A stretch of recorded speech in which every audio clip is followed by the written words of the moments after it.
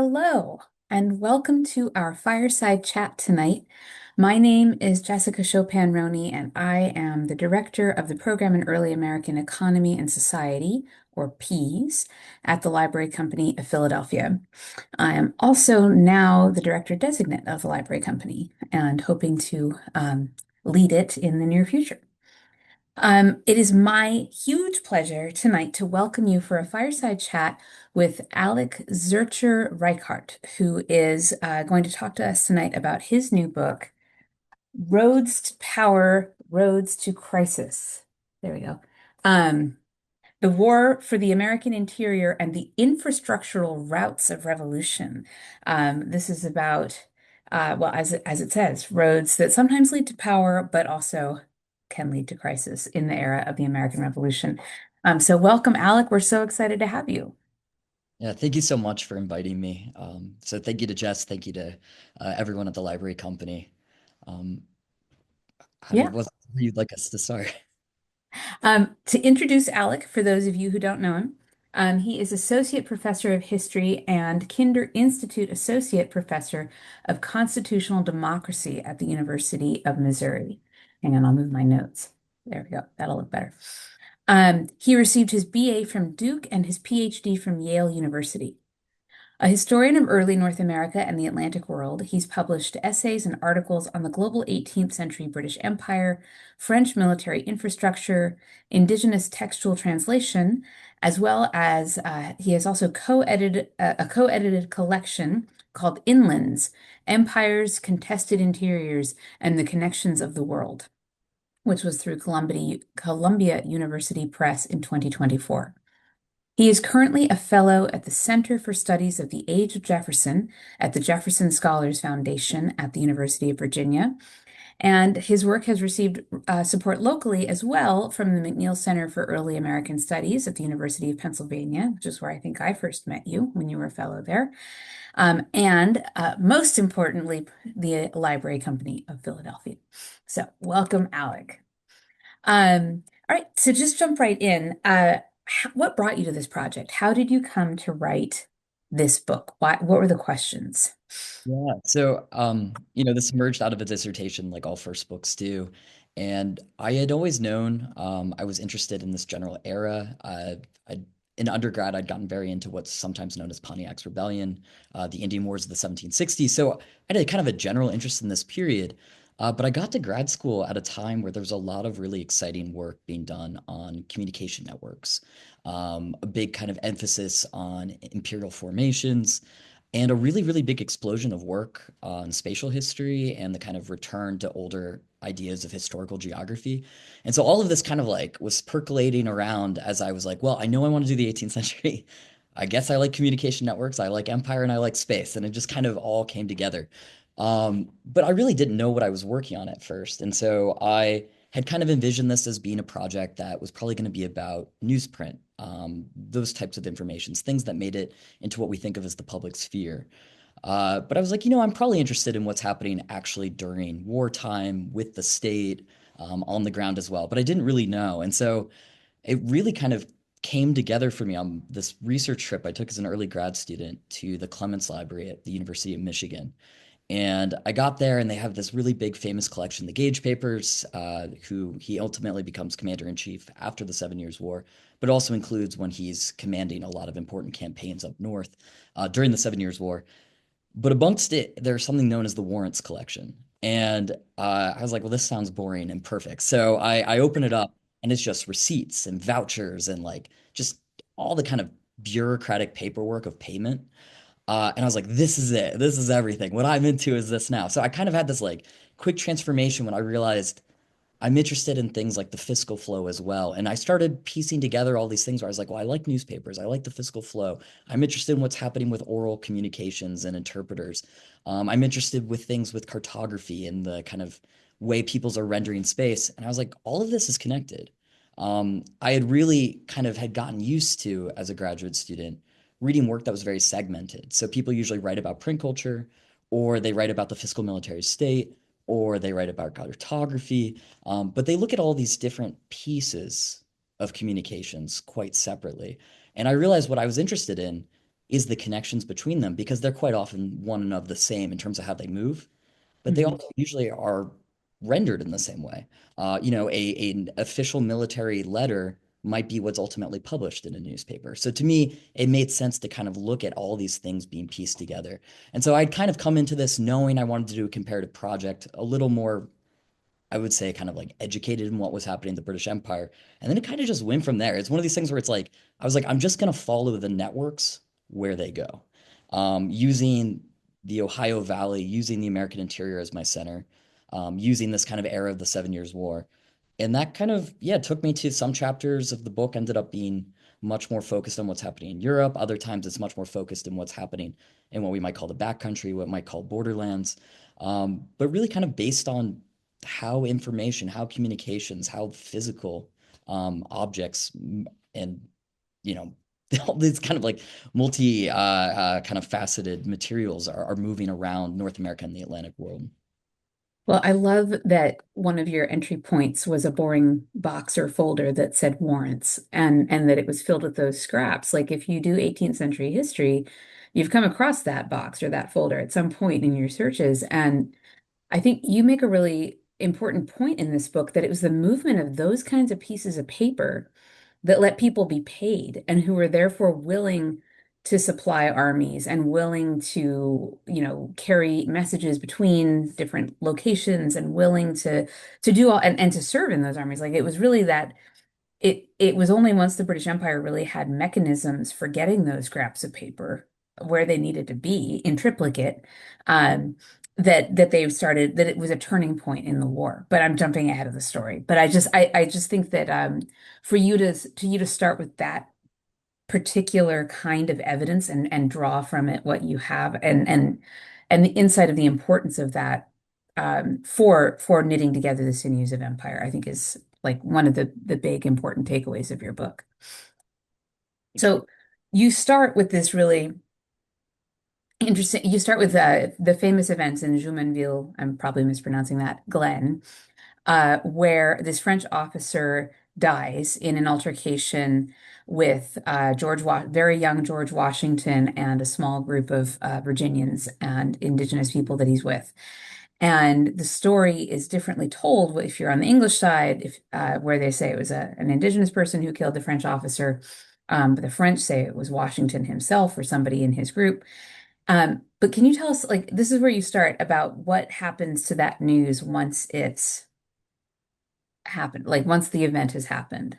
Yeah. I mean, when you think of it as an actual skirmish, the Jumonville affair, this death in this kind of like backwoods glen right by the Pennsylvania-Maryland border, that in and of itself isn't particularly important if you think of the numbers of people involved. But what is important is the dramatically different news that makes its way back. So yes, of course, like Washington pens what goes on to become the official British tale, which is Tana Greason did it, right? The half Mingo King. It certainly wasn't George Washington, but also it was George Washington's victory. So he's like both proud of himself for this event, but also not taking blame for the death. And then we have multiple eyewitness accounts on the French side that say George did it, and it's going to be framed as an assassination.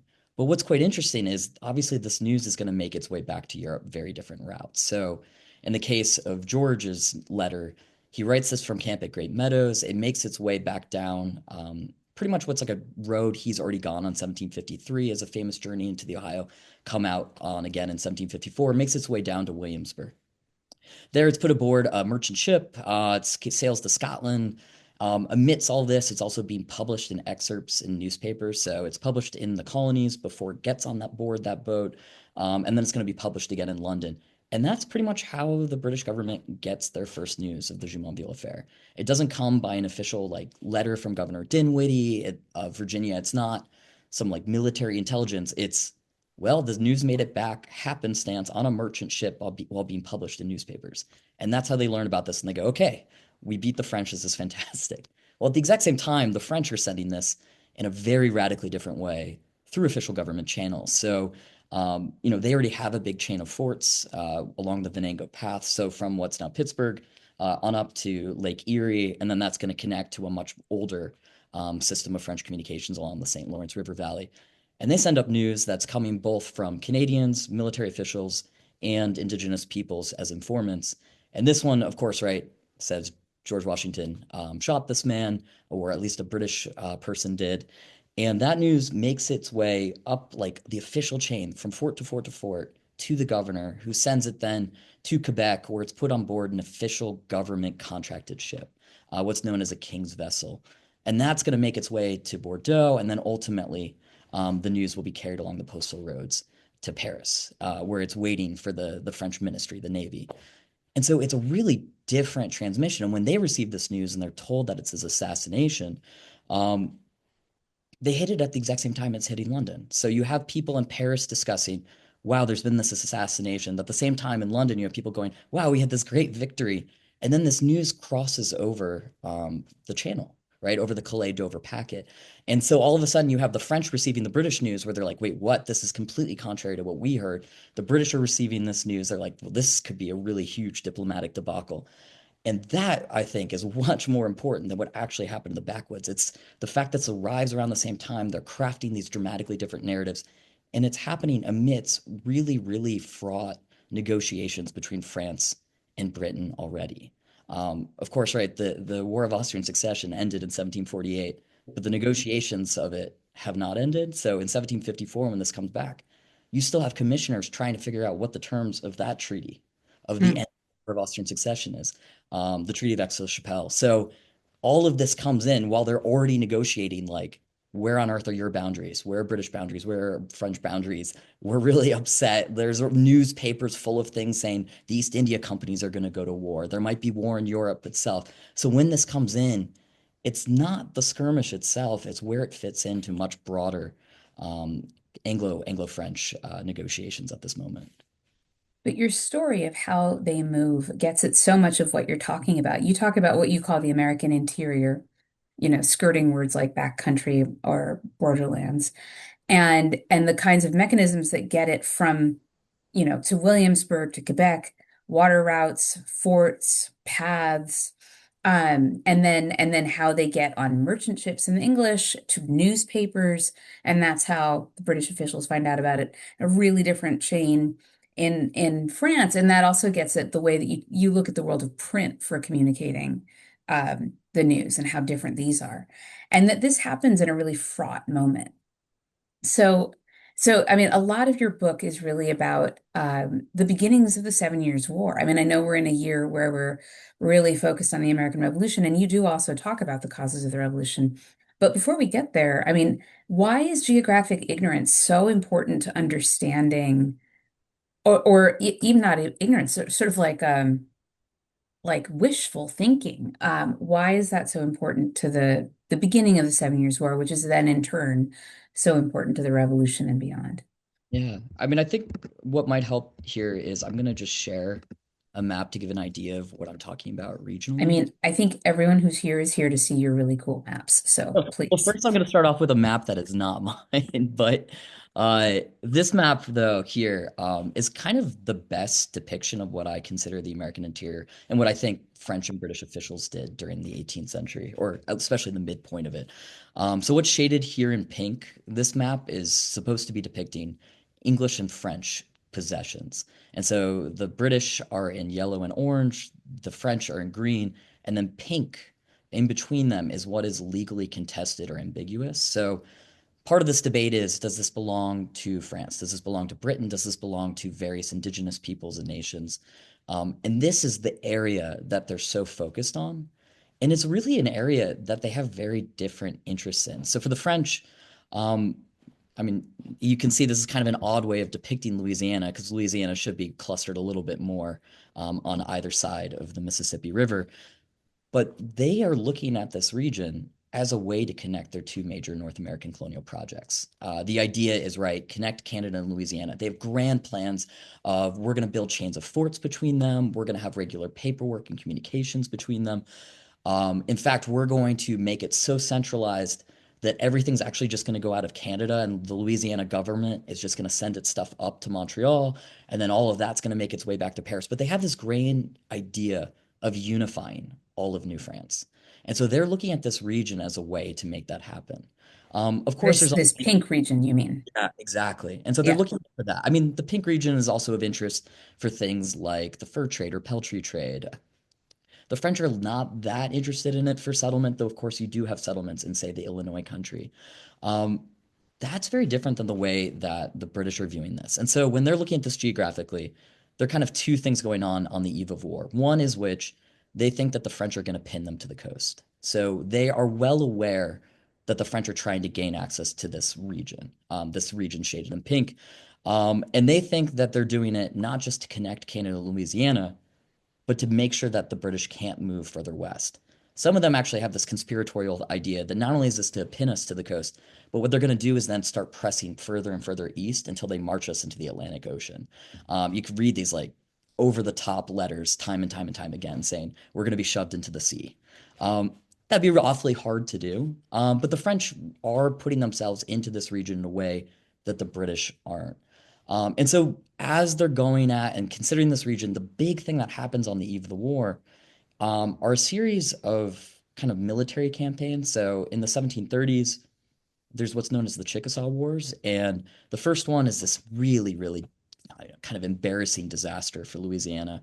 They're trying to wage it locally, but they end up waging another campaign later that ties up to both ground troops as well as kind of Canadians who have been deputized to be part of this campaign who come down from Canada. And the way they do that is on the Ohio River. Hmm. The Ohio River had not been a major focus of the French before this. I mean, of course, there had been like the Celeron campaign or something, but generally, you don't really see much of an emphasis on that. The Coeur de Bois and fur traders and others are largely using the route that would connect Canada and Louisiana, where you go up to Michilimackinac, way up north, up here, and then you kind of make your way down. Or perhaps they're using the Wabash River. But this focus on the Ohio really becomes so important after the Chickasaw Wars because they think that's why they won it. They're like, this was such a great river. And so then they spend the next like decade and a half being like, we need to get it. And you'll read memoir after memoir in the French diplomatic archives being like, the most important thing we can do is get the Ohio River. Because as we know, it was so great during this Chickasaw campaign. And what they end up doing is actually starting to militarize it. And so this is where we get the chain of forts that are built during a period of time. I'm going to fast forward to this when there shouldn't have been forts being built. So here's the Chickasaw campaign route of 1739 that goes down the Ohio River. And then by the time we get to 1746 again, they are starting to say there are three main routes between this. French officials are obsessed with them. We need to have access to all three, but the most important and the most efficient is the Ohio River. And they again start to put major forts on it. So you can see on Route 1, the one that is the Ohio River, that's when they build the forts that are along the Venango Path. So you've got Fort Presqu'île up at what's now Presqu'île or Erie on Lake Erie, Fort Le Boeuf, Fort Machal, and then Fort Duquesne at the forks of the Ohio River, what is today Pittsburgh. And so they're doing all of this, not just along this key river, but if you were to consider where it is, you can get this idea of just how kind of flagrant French fort building is. If we're looking at the kind of end of the 17th century, the beginning of the 18th century, the French certainly have more forts than the British. They don't build very many. And when I talk about forts, these are trading posts as much as they are actually military fortifications. But there's a huge explosion. So in this era of peace, the same era that the Jumonville affair happens, right? The British and the French are at peace. They've been at peace since 1758, 1748. But what are the French actually doing? They're building fort after fort after fort. Every single one of these highlighted in blue is a French fort that was built during the peace. And they're doing most of this again, right, around these key riverways. So along the Ohio River, as well as along the other routes that they control, like the St. Lawrence or the Lake Erie. And so all of this is being done along these routes in precisely what is the contested zone. So if you overlay this, right, with what's shaded in pink, the French are going to what is legally contested, what is legally ambiguous, and building all of these forts. So this is why it's of such central concern to the British as well, because they see this as a flagrant disregard, not just of kind of like what's been a tenuous agreement, but what they think is also protected by the Treaty of Utrecht back in 1713. So for them, this is like an egregious thing that the French are doing. this isn't to say that the British aren't up to their own machinations. Well, that's what I was going to ask because so this is where I mean there's a reason why George Washington is the one who happens to be in that glen on that fateful day. And it's not because I mean he did volunteer, but it's he was also tapped. He was also chosen for it because he had experience um in this part of the world. So why was he there? Like I don't mean why did Dinwiddie send him? I mean what's going on that the French are worried about that George Washington is Yeah. a part of? So there are kind of two different things going on. One is you've been having a push in settlement west. So this has been coming out of places like Virginia, right? We have now people kind of starting to straddle the Appalachian Mountains into the Shenandoah Valley. We have this in Pennsylvania as people are moving further west. Little bits around Maryland as well. But people are starting to kind of push settlement. And this is a kind of a deeper backstory of if the British don't build forts, what do? Well, they send immigrants largely, new immigrants, whether they're Scotch Irish or Germans, out to their. Oh, did you raise a hand, Jess? Oh, sorry. I was trying to check They send them out to the frontier. So a what they're doing is question. like staking out their claims through like physical immigrant bodies. But the other thing, right, is you're having people trying to break into things like the fur trade. And so the Ohio Company is not quite sure what it wants to do, what George Washington gets sent out there by Dinwiddie to do. Is this going to be about the fur trade? Is this going to be about opening up for settlement? It could be both. But you are having the kind of movement towards commercializing this region, whether that's going to be in land sales to people who will live there, or if it's in kind of breaking up some of what they see as a French monopoly on peltry. And so when Washington goes out there, he's not going on behalf of Virginia, right? He's going on behalf of the Ohio Company, which makes him kind of his showdown with French military officials being like, I'm here, you need to go. And they have like a letter from the king. And he's like, well, I don't have a letter from my king, right? But my company says you shouldn't be here, as does my governor. You really have kind of, I mean, it's a recipe for disaster in terms of how these claims are working. It also says something about how different these empires are, which a lot of your story is about. So early on, for many reasons, early the French are winning in this conflict once it gets started. But you have a really different argument about what I mean, like there's a big turning point, and you have a really different argument than I've ever seen before about what is leading the British to be in such a bad place early on, and Washington's part of the answer actually, and then how they improve their fortunes. Like if you could walk us through what is it that helps us understand the Seven Years' War in a really different way through questions of infrastructure. Yeah, let me see if I can get to it. I'll kind of look this one here. Um, I That think, thing where you were fading between the maps, so yeah. cool, so We fun. should do that in a book. No, I mean one of the things that you have are right, these early years of war are a disaster. And part of this is set up from things like the Jumonville affair. As I said, all the news got back to London pretty much by happenstance. You do have certain types of infrastructure that already exist. You have a postal service. Uh, you have, some roads and highways that have been improved. But the British don't really have some sort of systematized, centralized way of sending things back across the Atlantic, of coordinating between colonies themselves. That's really different than the French, which is super hierarchical, incredibly centralized, and has really strict regulations. So say, the French are supposed to send things on a king's vessel. If you can't, you can put it on a contractor ship or some sort of merchant ship, but you better write that in cipher. And which means, of course, right, the French have cipher. Like they have a code. No, nothing like this exists for the British. So you have a very set idea of how communications are supposed to work. And so in the early years of war, the British are playing catch up in a number of ways. One of the ways of playing catch up is they don't have the forts, right? The French have entrenchment. They've already built the forts in the region. They've already been kind of like trying to regularize or militarize some of these pathways. And the British have to get in there. The British also have to get in there while crossing the Appalachian Mountains, which is not that easy. And so in the early years of war, the first campaign in 1755 under Braddock, the Braddock expedition, um, in some ways betrays kind of the older modes of communication infrastructure as well as what's going to come. And so Braddock comes in, he brings royal troops with him, they bring quartermaster generals, and in 1755, as he's arriving, a number of new things are inaugurated. One, they're starting right after his campaign, what's known as a packet boat ship. They're improving the postal service, all these things. None of that exists, though, during his expedition. So he's coming over with high hopes of, we're going to fight this like a regular British army. We are going to create institutions of government. We're going to do this like we're waging war in Europe. And Braddock quickly learns that's not what's happening. So, one of the things that they're going to do is wage this out of Virginia. And that makes sense, right? Washington came in and out of Virginia. They know that's how you can get to the forks of the Ohio. Let's just do the same route again. But then you have people like the quartermaster general like starting to survey the roads and being like, wow, they're terrible. Like there are no good roads through Virginia or through Pennsylvania or through Maryland that get us to the forks of the Ohio. So we're gonna have to build new roads. And so they start being like, okay, we're gonna build a road that's gonna go all the way to the forks of the Ohio through what's Cumberland, Maryland. Um, it's gonna track all the way back down to Virginia. It's gonna be brilliant.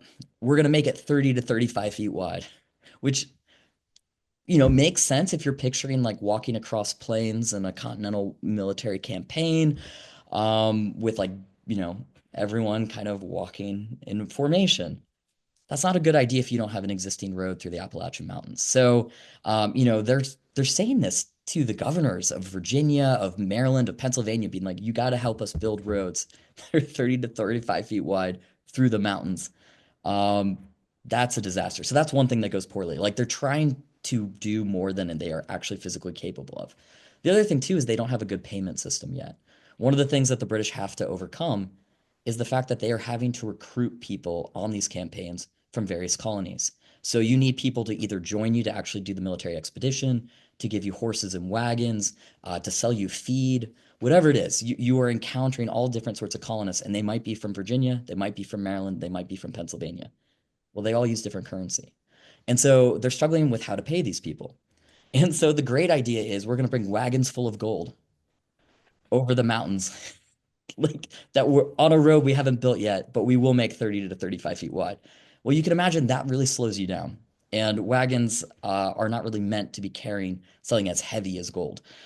So that's going poorly. They haven't also figured out how to pay for anything. And so they're like, Pennsylvania, you're responsible for building supply roads.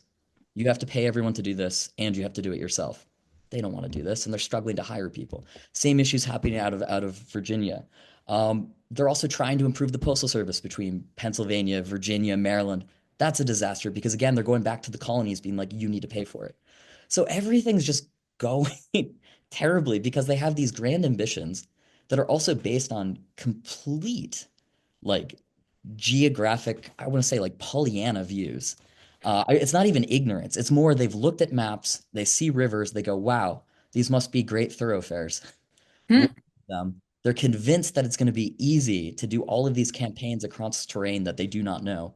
And then they realize that the American interior and American geography does not look at all like these printed maps that they've been producing back in Europe. And so I mean, it's just, it's, and the number of things that go wrong that could possibly go wrong in the early years of war. And it really like the Braddock's campaign is going to be this huge, failure. Braddock himself dies on it. The road never even gets completed. It's not a very good road anyway. They lose their wagons, they lose their paperwork, they leave all that behind. Like And the gold. and the gold, and all of their intelligence. So the French are able to grab this. And then the best part is, they're being warned by colonists who live in Pennsylvania. We're really worried if you build this road and things don't go well. You've just built a road for the French and Indigenous allies to come in and raid us.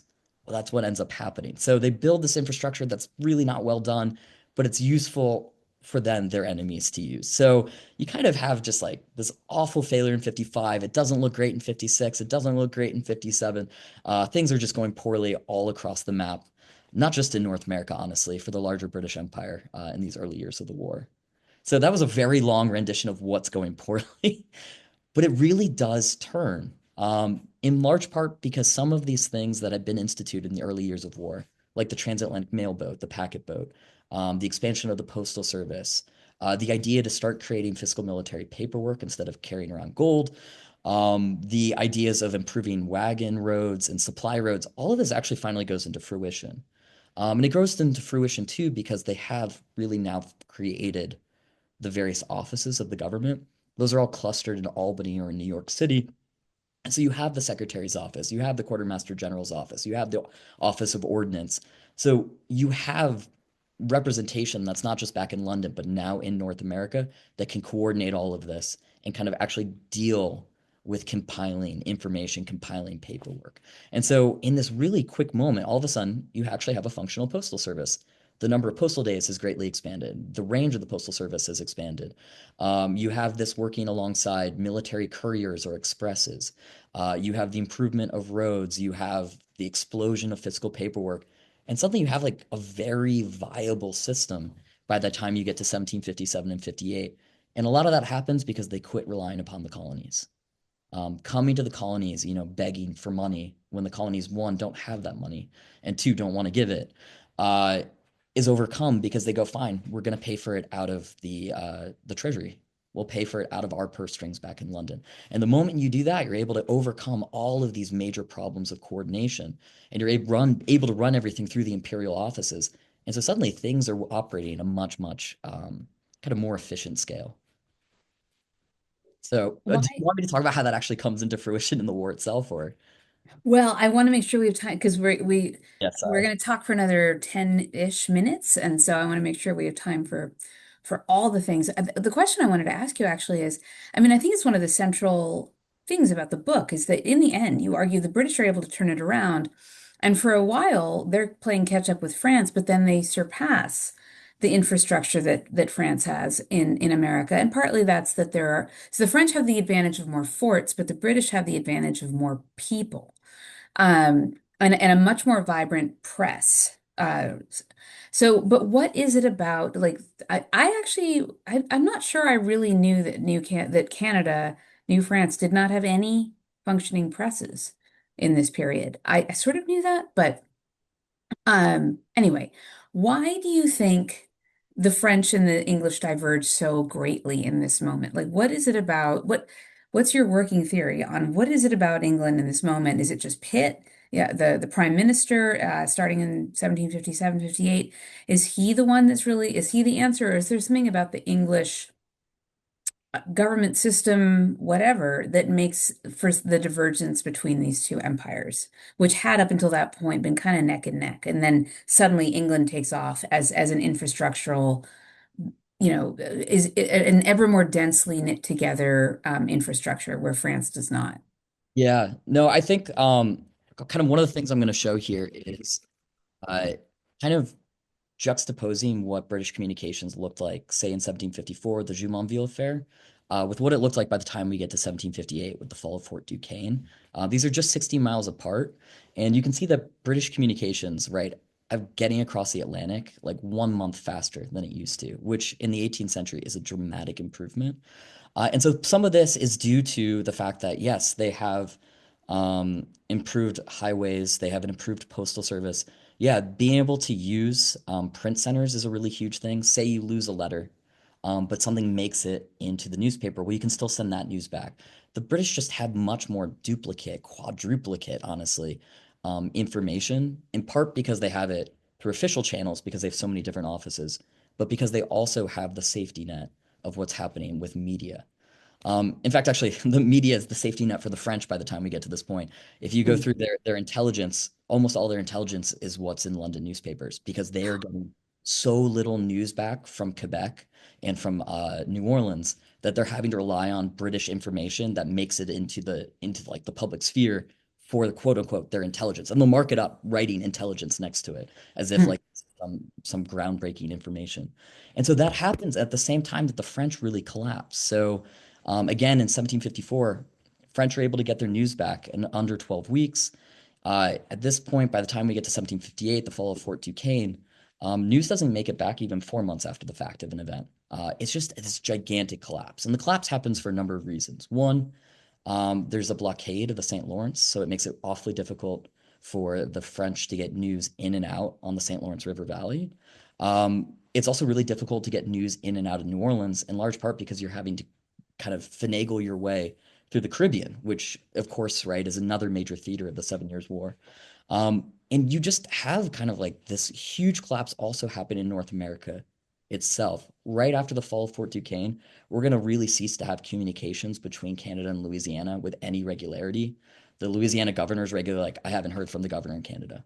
I also haven't heard from Paris in 3 years. Like they are operating with really, really minimal information, kind of just like hoping for the best. Um, and so they also are losing not just access to their transatlantic communications and the communications between the colonies, but the French are also unable now to provide gifts and stores and provisions for their indigenous allies. So they're also starting to lose all their indigenous allies. So they're also fumbling major communications that they had, some of the cases for decades in the American interior itself. You have a lot of people pulling away from the French because they're not getting anything in return. Why be an ally to someone who can't provide you with anything? And so you see this major, major collapse. But yeah, for the British, I mean, part of this is the robust state infrastructure really coming into its own. And part of this is the fact that they do have these open communications. They have the ability for newspapers. The French have none of that, meaning they're entirely reliant either on getting their communications to work through government channels or reading the British newspapers and going, I guess that's what happened. So we talked about, or well, we talked about many things when we were chatting about this, but hearing you say that, I mean, we talked about the Iron Curtain and the difference between a small L liberal society where there's sort of an open press and a lot more kind of disbursement in terms of who's doing what. And one of the packet boats are really important to what you're describing, but independent newspapers are also very important, and also independent merchant ships going back and forth, whereas the French have a much more top-down relationship with their press, a much more top-down relationship with their transatlantic communication system, and on and on. And I was asking you about the difference between, or whether you see parallels between this and other periods in history. So if you could talk about sort of like, again, it's just so fascinating how different Britain is from France and what a different outcome it gives them in terms of their capacity for information, for moving around money and getting the public opinion. All of these things, like they need the information, they need the propaganda, whether or not the information is true, they need to get public support. And they need to get money moving around, which, as you say, is no longer physical gold, but now those warrants, those little scraps of paper. So, like, why again? Like, are there parallels in other moments in history? Do you see this as something that's like a small L liberal thing? Yeah. What are your thoughts? Yeah, I mean, one of the things, I mean, what's kind of constant throughout this on the British case is that you do have an open press.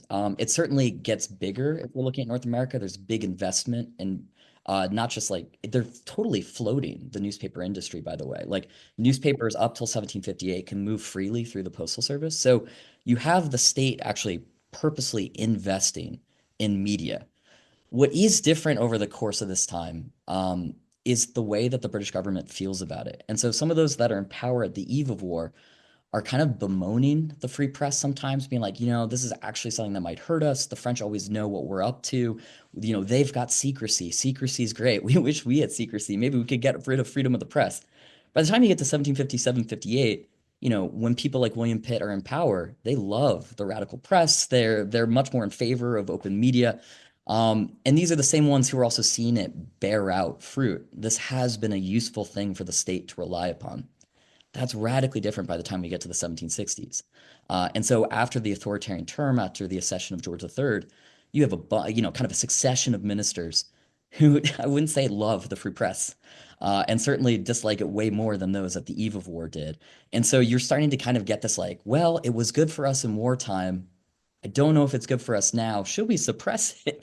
And so to me, like the British freedom of the press is an important thing. And the kind of the fact that you have information flowing that's not just within the bounds of the state, but it also really matters what the relationship of those in power of the state is to it. And so I think that's actually part of a pattern that we could see kind of phenomenologically across time. I do think that there are comparisons that we could say, okay, robust civil infrastructure and, access to media and well-connected civil society, um, in when you are kind of pair that with a liberal government, people are probably going to be okay. But if you pair it with like crackdowns on media, with authoritarian measures, and you have these people able to communicate with each other, you're going to have, kind of an uproar.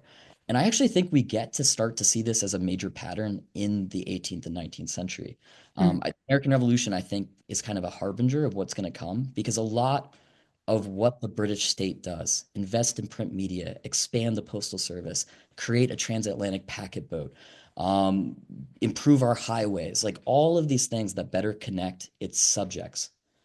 Well, France looks at that and they institute their own series of reforms in the 1760s and 70s to look more like Britain.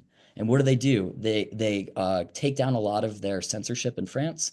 They improve the postal service. They improve their highways. They create a transatlantic packet boat to their colonies in the Caribbean. They're doing all the same things. And then they're watching the British imperial crisis and they're like, maybe we shouldn't have connected our peoples. And then they start taking their own authoritarian measures. And the Spanish do the same things. There's a part of the Bourbon reforms in this era are also to create a transatlantic packet boat, improve the postal service, create new highways in their colonies, help, the circulation of information. And then they too are like, wait, why is this getting people to maybe be considering other things? So I think like there's always something going on here, but I don't think that necessarily having robust infrastructure and this kind of lowercase l liberal connection of it to the civil society necessitates anything like the American Revolution. You know, I would say like the early American states certainly had a really robust media presence that was highly partisan and contested, but we didn't end up having some sort of major revolution in the early republic. Or the British are building a lot of infrastructure in the Scottish Highlands after the Jacobite Rebellion. But I was that, going to ask about the Scottish yeah, exception.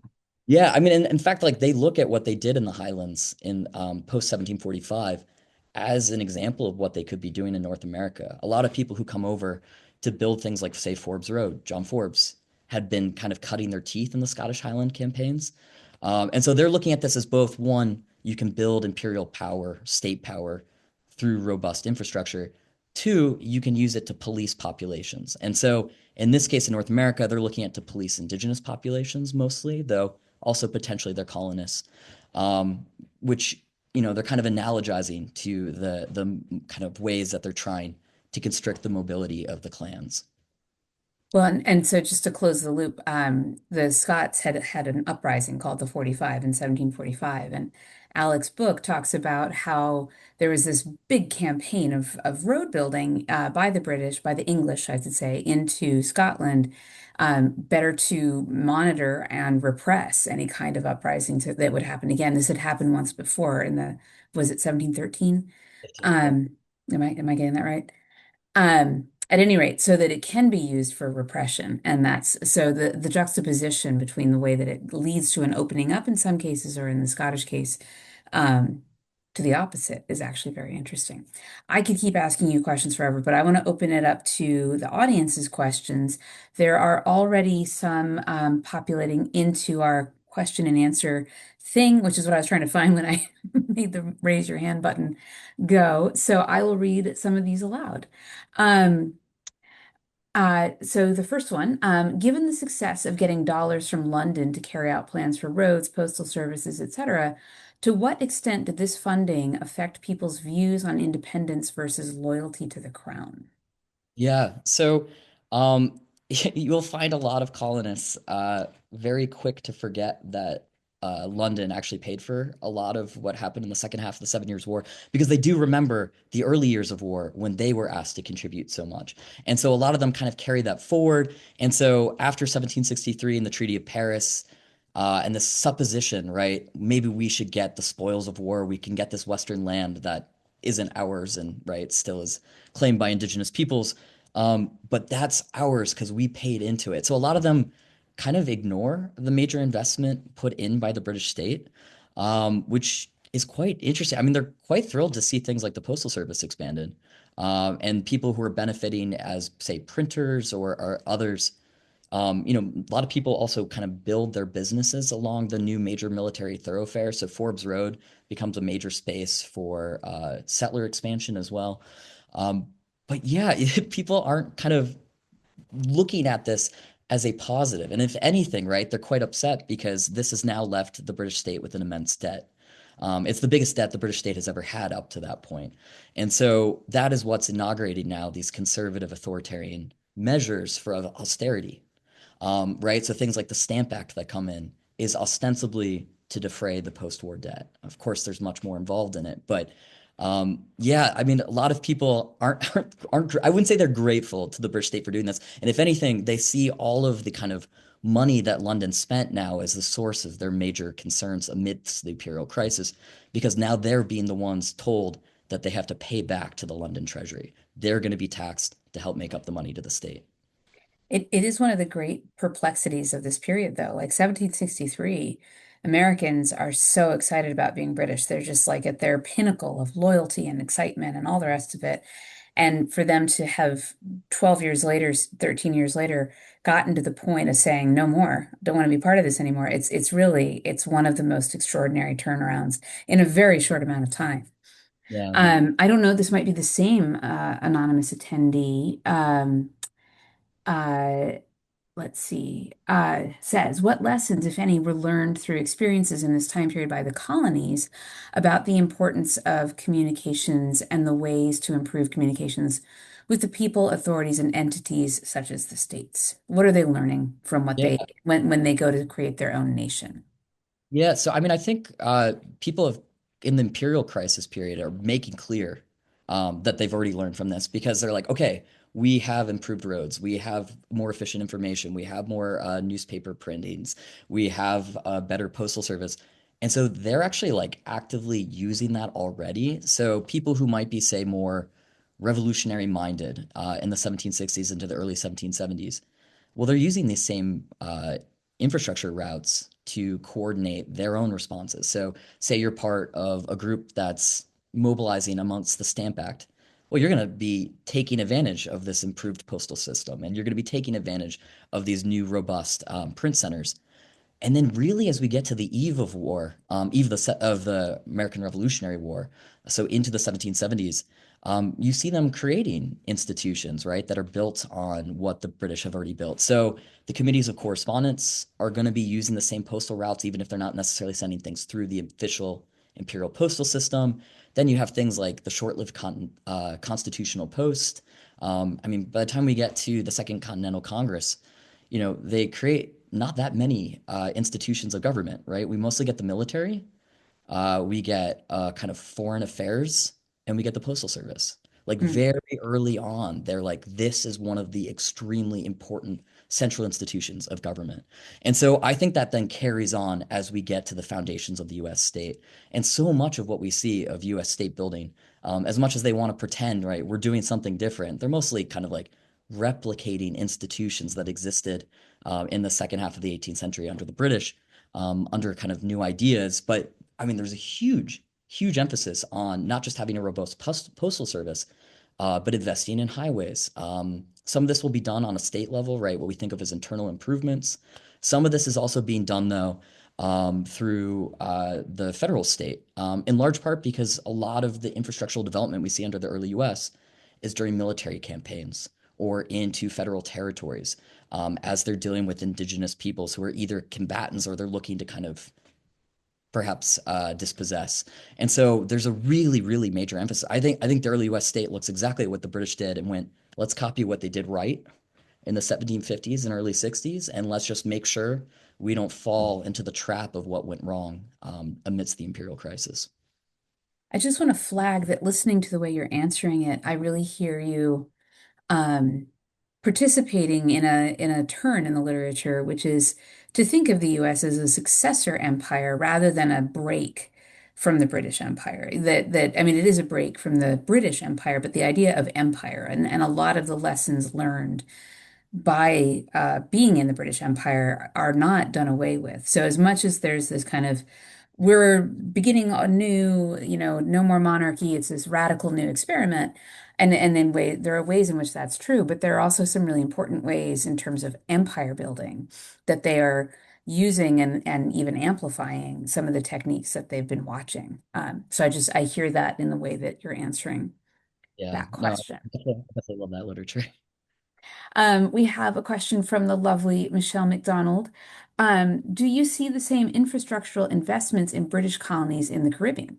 Or are there distinctions between the mainland and the West Indies? I mean, of course, anyone who knows about early America knows that for the British, the Caribbean or the West Indies is the heart of the empire. That's where the real money and wealth is in the the production of sugar in those plantations and later other products like coffee. But what can you tell us? Yeah. So, I mean, the West Indies are actually of far greater focus for infrastructural development as well. So early on, so I should say, during the War of Jenkins' Ear and the War of Austrian Succession, this is actually where we get the first transatlantic packet boat. So usually we talk about the one to New York as the first one. I don't know how it got that in the historiography because that's just not true. The first one is inaugurated during the War of Austrian Succession to be sent to the British Caribbean. I think Jamaica is its main post. And so they're already doing that. Of course, right? They've also put great investment in infrastructure development around ports and kind of improving roads to those as well. And so we're actually seeing more coming out of London for investment in the Caribbean before it hits mainland North America. But the weird thing is that the British state pulls back from that. So after the War of Austrian Succession ends in 48, the two postmasters general in London, I don't need to go into this, but there are two of them. They petition the Treasury to continue the service. They're like, we should keep up the packet boat to the Caribbean. This is a great thing. It puts us in better communication with them. It's good for us economically. And they're told by the Treasury, no, this Hmm. is something only for wartime. And so it takes the 7 Years' War, and then they don't actually immediately start to the Caribbean. They do this New York Falmouth one, and then the Caribbean one will follow. And then we see, especially after the 7 Years' War, there is yet again a major packet boat service between the Caribbean, and they actually tie it to mainland North America. They split the mainland into two, and so Charleston's actually tied it into the Caribbean packet boat system as well. And so, yeah, there's a lot of investment going on there, and it does predate what happens in mainland North America, but then weirdly falls off. I'd say by some very kind of not forward-thinking officials. But it really underscores a big point of your book, which is that we take a lot of this kind of stuff for granted, but it had to be invented. It had to be figured out. And it wasn't it's a real discovery that you need these things and why they help your government or how they help your plans. And part of your point in this book is that then it unravels for the British. Like all of this work they've done to make it so much easier to have communication means that pamphlets can suddenly circulate and all of these protests around the Stamp Act or the townshend duties and beyond, which would have been kind of, dead in the water or highly local, suddenly are across all of these different polities. So um, all right, we have another question which looks like it's from Michelle, but it's actually from Roderick, and I wish I could do it in a Scottish accent for you, but I'm not going to try. Hi, Alec. Roderick MacDonald here. Good to see you after a few years. The Seven Years' War was often considered the first global war, so wondering if you can expand on placing your North American circumstances within the Caribbean, African, and subcontinent Indian contexts, which you are very mindful about doing. So this is a good question. Who and where was driving the action? Um, and by the way, I'm still sporting the McNeil Center tie that you designed during your time at Philly. Oh, were you the year that did those Yeah. wonderful scarves and Acknowledge ties? it. Yeah. I still have mine too. Yeah, so I mean, certainly, I've I would say in my book, like I try to consider these broader contexts, but I do really focus on the American interior as that my main theater. But no, I mean, there's certainly a lot going on here. They're trying to improve kind of communications, say to like Bengal. It's not going particularly well. One, it's like it's just so much further away. They not like they've inaugurated a packet boat or anything out there, but there is going to be, especially after the cessation of war. So after once we get to 63, a major investment in infrastructure there as well. And this is also tied up with them getting the Devani and kind of starting to impress more of a state presence there. But what's interesting is, unlike in North America, where the big explosion takes place during war, this will take place in the aftermath of it during peacetime as they're looking to expand the state there. In terms of what's happening in the Caribbean, yeah, I mean The packet boat doesn't get there until I want to say a couple years into the war. But they're certainly investing there. They are trying to improve pathways. They're not doing as much of investment into say things like newspapers there. That you do have newspapers. They're kind of it's not the same sort of public sphere. But yeah, they're also regularly just kind of like having to, because as you wage a war, consider these in relationship to each other. And so what's interesting is while they're not focused, it's they kind of like pick and choose whether it's like a Caribbean year or a mainland North America year. And so Hmm. after the failures of Braddock's campaign, there's still war being waged in mainland North America, but the British are largely focused on the coast and the Caribbean at this point. They don't think striking into the American interior is the answer. And so they're investing much more time and energy and money and troops to waging war in the Caribbean. And then as they kind of make this pivot in 58, 59, they're still fighting in the Caribbean, but they're actually investing much more money for this period of time into North America. So it's kind of always part of this calculus. I really wish I understood. I should know what's happening, especially along the west coast of Africa, better than I do. I've paid more attention to it, I'd say, on the eve of war, just because it's such another major point of Anglo-French friction. But I actually can't say that I know much about what the kind of like financial or infrastructural investment is around there. When I said you're really good at it, and I maintain this, even after your answer, I mean, I think what you're good about showing is how you as an author or a scholar are paying attention to this global context that frames what the people, the policymakers in Britain are doing. They're looking at all these places, and we're used to thinking like, well, of course they were really worried about, you know, Fort Duquesne. Well, they're not. They've got so many different things to worry about. That's just one of a number of items on their agenda. And so the story about how they become so invested in a particular infrastructure in this part of the world, I think is it's framed by a much larger global context that they're paying attention to because their aspirations are global. Um, so just putting that out there. Elizabeth Hines is going to have our last question, and it's a great one to end on, but you only have like a minute or two because we're at 8 o'clock Yeah. now. Uh, She yeah. says, "Thank you so much for the talk. I have to ask, how did you make your beautiful maps?" And I want to ask you to make sure to answer this in a couple ways, because one is, I would also like to know, like, how did you draw these? But also, you are conveying a great deal of really complex information through these maps, and you don't have access to color, which I've noticed in your slides sometimes you'll use. How did you go through lots of different drafts to figure out how to convey the information? I mean, like, as someone who's tried to do this and has watched friends try to do this, the amount of information that you're able to put onto these is really a lot, and I'm just really curious how you figured out how to do it. Yeah, I mean, so I actually struggled to come up with ones for publication. I had done a bunch of maps in GS myself. And so, for example, this one here that's showing the movement of French communications, I had done it in time lag. So I had, a frame for 1 week, 2 weeks, 1 month, 2 months, three, like, and you could watch it over time, but this is all in color. And I was really struggling how to figure out how to make this for a book, right? That you can't have movement, you can't have color. So I ended up working with a cartographer, Kate Blackmar, who's just incredible. And so, I brought to her all the maps I had made. We figured out how to best kind of translate them to the page. So some of them aren't changed very much. Things like, say, my neutral zone ones, but other ones like showing the time lag here. She and I really had to kind of talk about how to best do this and come up with different ideas of like, should we do keys? Should we show time lapse this way? Should we have it kind of stacked on top of each other? It is difficult when you have to put things into print. But yeah, I really lucked out by I had to do the GIS myself because it's such a big part of my argument. And so this is stuff I'd done in grad school and kind of continued with afterwards, because I couldn't really understand what I was talking about until I saw this. But in Mhm. terms of making them this beautiful, I cannot claim that. That really is Kate, who's just really an amazing person to work with. And for the audience, if you haven't seen the book yet, this map that's up is pretty representative of the book. There's lots of split views like this, where you're getting information about the British in one map and the French in another, or an earlier context and a later context, or so on. Like there are all these different sorts of images that I think will help readers, certainly help this reader to understand the space differently and to be able to get really important parts of your argument that are hard to follow in text when you see the map, the space that you're describing it happening in.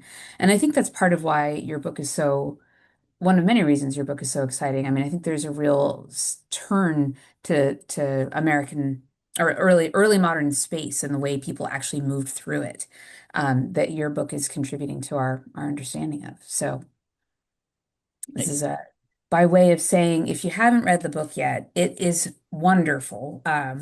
Roads to Power, Roads to Crisis, The War for the American Interior, and the Infrastructural Routes of Revolution.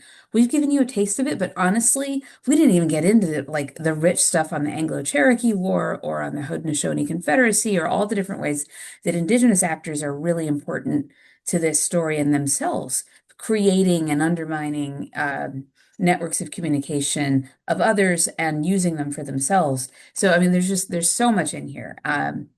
And yeah, but in the meantime, I hope you will join me. I hope you're we can't see you, so behind your screens, I hope you're all joining me in thanking Alec for this wonderful talk and come back and join us another time. Thanks, Alec. you for having me.